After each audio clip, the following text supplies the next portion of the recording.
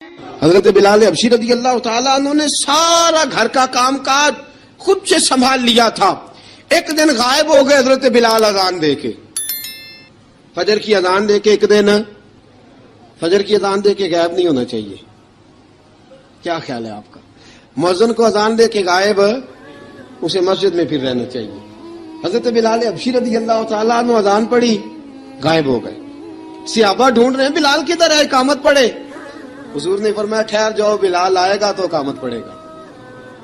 بلال آئے گا تو جلدی نہ کیا کرو مسجد میں. اگر 2-4 منٹ کبھی دیر ہو جائے نا نماز میں تو جلدی کوئی بات نہیں, اللہ کے گھر ہی آئے ہو نا, جلدی نہ مچایا کرو. اللہ کا گھر ہے, رحمت والی جگہ ہے. حضور نے فرمایا بلال آئے گا تو اذان پڑھے گا. اب سب صحابہ خاموش ہیں کہ بلال جاتا نہیں, کام بھی اس کا کوئی ایسا نہیں.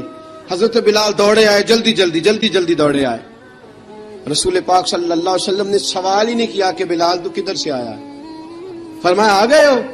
حضور آ گیا ہوں. پڑھو اقامت, پڑھو اقامت. پڑھی, جماعت ہو گئی. اب صحابہ کرام علی مریدوان حیران ہے کہ حضور نے پوچھا ہی نہیں اور بلال آیا بھی دیر سے. حضرت جناب سیدنا صدیق اکبر, جناب مقداد, جناب سلمان فارسی, چند صحابہ نا حضرت بلال کو لے کے, کون ہے بلال تو کدھر تھا؟ راز کی کوئی بات ہے جو بتاتا نہیں, کدھر تھا؟ حضرت بلال رضی اللہ تعالیٰ عنہ کی آنکھوں میں آنسو آ گئے, رو پڑے. کہ بلال کوئی گہری بات ہے, بتا معاملہ کیا ہے, روتا کیوں ہے؟ حضرت بلال حبشی رضی اللہ تعالیٰ عنہ فرمانے لگے جب حضرت خدیجہ الکبریٰ گھر میں چکی پیستی تھی, تھک جاتی تھی نا تو میں مدد کرایا کرتا تھا. کتنے دن بیت گئے, جب فجر کی اذان دینے کے لیے گزرتا ہوں تو حضرت فاطمہ الزہرا کے بچے روتے ہوتے ہیں. فرمایا میں نے حضرت فاطمہ کو گود میں کھلایا ہے, مجھے اپنے محبوب کی شہزادی سے بڑا پیار ہے. کئی دنوں سے حضور کی خدمت میں عرض کر رہا تھا یا رسول اللہ کو مہربانی فرمائیں. حضور نے رات پیغام بھیجا ہے سیدہ فاطمہ کو کہ بلال جب آئے تو پردہ کر کے اندر چلی جایا کر. حضرت بلال فرماتے ہیں اذان دے کے گیا تھا حضرت فاطمہ کے گھر. میں نے کہا محبوب کی بیٹی ذرا پردہ کر لے, تو بچوں کو دودھ پلا, میں تیری چکی پیس دیتا ہوں. حضرت بلال حبشی کی آنکھوں میں آنسو رو رو کے بتلاتے ہیں. فرمایا سیدہ طیبہ طاہرہ حضرت فاطمہ الزہرا. میرے حبیب نے پتہ کیا فرمایا؟ فرمایا جس نے فاطمہ کو راضی کیا اس نے تو مجھے راضی کیا. حضرت سیدنا بلال حبشی فرماتے میں نے چکی پیسی اور میں تمہیں کیا بتاؤں, میرے محبوب کی بیٹی نے مجھے بڑی ہی دعائیں دی ہیں.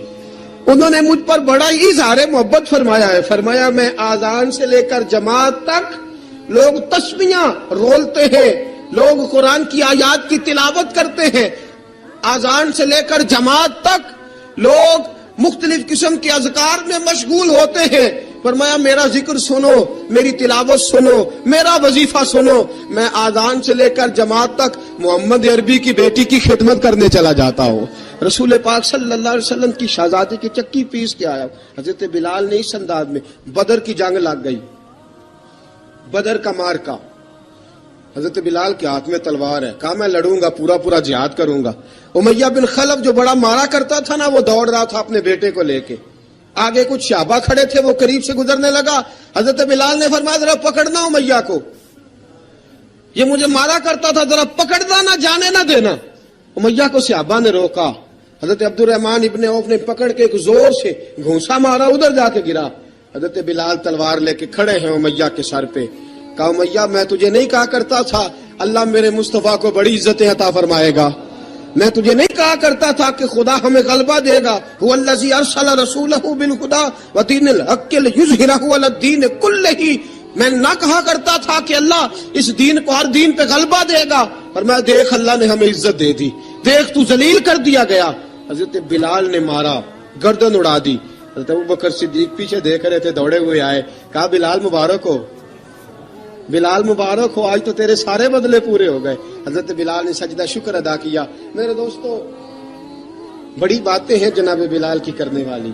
یہ وقت ساتھ نہیں نہ دیتا کسی کا, یہ رک جاتا ہے, یہ کہتا ہے کہ بس اب رک جاؤ, وقت ہو گیا آگے گزرنے کا. حضرت بلال حبشی رضی اللہ تعالیٰ عنہ رسول پاک کا وصال ہوا نا, حضرت بلال نے منہ سے لفظ ہی کوئی نہیں ادا کیا. کسی نے اپنا دکھڑا کسی انداز میں سنا لیا. حضرت عمر نے کہا, جس نے کہا حضور وصال کر کے گردن اڑا دوں گا. حضرت عثمان غنی نے کہا خبردار کوئی مجھے آ کے نہ بتائے کہ مصطفیٰ وصال کر گئے. حضرت علی المرتضیٰ رضی اللہ تعالیٰ عنہ نے فرمایا نہ بھائی میرے مصطفیٰ پر تو موت آتی نہیں جس طرح عام لوگوں پہ. سب لوگوں نے اپنے اپنے اظہار کر لیے نا. بلال نے کسی کو دکھ بتایا ہی نہیں. ایک کونے میں بیٹھ کے نا حضرت بلال اکیلے آنسو بہاتے رہے, کسی کو بتایا ہی نہیں, اکیلے روئے. ایک شخص کہنے لگا یار بلال بولتا نہیں. کہا نہ بلاؤ اسے. عصر کی نماز کا وقت ہوا نا تو وہ بلال جو کعبے کی چھت پہ بغیر سیڑھیوں کے چڑھ گیا تھا, وہ بلال جو کعبے کی چھت پہ بغیر کسی سہارے کے چڑھ گیا تھا, اس بلال کو کہا کہ بلال چڑھ ذرا آذان پڑھ مسجد کی چھت پہ چڑھ جا. حضرت بلال کئی بار چڑھے اور کئی بار گرے, کئی بار چڑھے اور کئی بار گرے. حضرت بلال حبشی رضی اللہ تعالیٰ نے آواز دی, کہا سلمان میری مدد کرنا, میری مدد کرنا, اب مجھ سے چڑھا نہیں جاتا, اب مجھ سے جایا نہیں جاتا. جناب سلمان فارسی نے بھی سوال نہیں پوچھا کہ بلال تو بیمار ہے, یہ نہیں پوچھا. حضرت بلال کو 2-4 صحابہ نے اٹھایا, چھت پہ پہنچایا. بلال نے اذان شروع کی.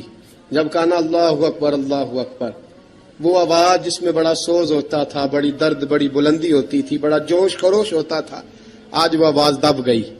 جب بلال نے کہا نا اشہد ان لا الہ الا اللہ, حضرت بلال رضی اللہ تعالیٰ عنہ نے تھوڑی دیر روک کے سانس لیا. جب کہا نا اشہد ان محمد الرسول اللہ, جو سارے چپ کھڑے تھے نا ان میں سے ایک بابا رو پڑا, جس کا نام ابو بکر صدیق تھا. جب حضرت ابو بکر صدیق کی آنکھ میں آنسو آیا تو حضرت بلال چھت کے اوپر زمین پہ گرے, زمین پہ گرے اور کہا ابو بکر یہ ڈیوٹی کسی اور کی لگا دے, یہ ڈیوٹی کسی اور کی لگا دے, اب میری روح اجازت نہیں دیتی, مصطفیٰ کریم کے بعد مجھ سے اذان نہیں پڑی جائے گی. آپ نے واقعہ سن رکھا ہے کہ ایک بار صحابہ نے بلایا, دوبارہ آئے, حضور خواب میں ملے, کہا بلال تو آتا کیوں نہیں. بلال چھوڑ کے چلے گئے تھے. فرمایا اب میرا یہاں دل نہیں لگتا. ملک شام کے شہر حلب میں چلے گئے تھے, چھوڑ دیا تھا مدینہ منورہ. اب میری نگاہوں میں جچتا نہیں کوئی, جیسے میرے محبوب ہیں ایسا نہیں کوئی. حضور خواب میں ملے, آئے مدینے. حضرت بلال آخری بار, لوگوں نے کہا اذان پڑھو. کہا مجھے وہ اذان بھول ہی گئی ہے جو مجھے مصطفیٰ کریم کے زمانے میں پڑھا کرتا تھا, مجھ سے نہیں پڑھی جاتی. نہ مجھے کہو, میں کیسے پڑھوں.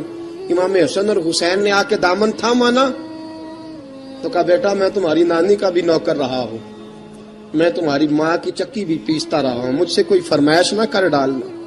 میں نے نوکری کی ہے اور مجھے اگر اللہ نے توفیق دی تو میں تمہارے بچوں کے پیر بھی دھویا کروں گا.